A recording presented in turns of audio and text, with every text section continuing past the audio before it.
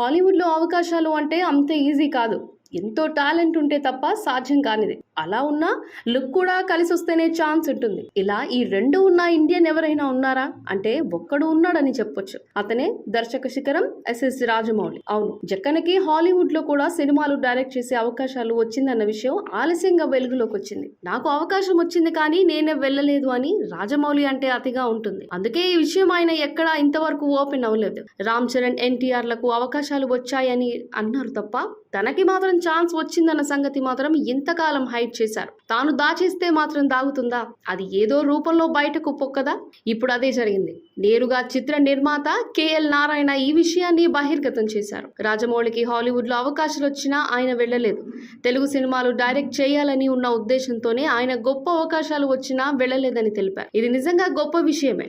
హాలీవుడ్లో పిలిచి అవకాశం ఇస్తే ఎవరైనా వదులుకుంటారా? కళ్లకు హత్తుకొని మరీ అమెరికా ఫ్లైట్ ఎక్కేస్తారు. ఇండియాలో ఎంతమంది గ్రేట్ డైరెక్టర్లు ఉన్నారు. అద్భుతమైన కథలు, సాంకేతికంగా ఉన్నతంగా తెరకెక్కించగల క్రియేటివ్ డైరెక్టర్స్ ఉన్నారు. కానీ వాళ్ళెవ్వరికి సాధ్యం కానిది జక్కన్నకి సాధ్యమైంది. ఇది కదా తెలుగు సినిమా గర్వం అంటే. అవును, ఈ మాట మనం చెప్పడం కాదు. రాజమౌళి బాలీవుడ్లోనో హాలీవుడ్లోనో ఉండాలని రామ్ గోపాల్ వర్మ సైతం ఓ సందర్భంలో అన్నారు. బాహుబలి ఫ్రాంచైజ్ రిలీజ్ అయిన తర్వాత జక్కన్న ఉండాల్సింది ఇక్కడ కాదు, ఇంకెక్కడో ఉండాలంటూ ఓపెన్ గానే చెప్పారు. హాలీవుడ్ రాజమౌళి టాలెంట్ ని గుర్తించకముందే వర్మ గుర్తించాడు. RRR రిలీజ్ తర్వాత జేమ్స్ కెమెరన్ లాంటి దిగ్గజాలతోనే జక్కన్న ప్రశంసలను అందుకున్న సంగతి తెలిసిందే. ఆ సినిమా తర్వాత రామ్ చరణ్ కి, ఎన్టీఆర్ కి హాలీవుడ్ నుంచి కూడా పిలుపు వచ్చింది.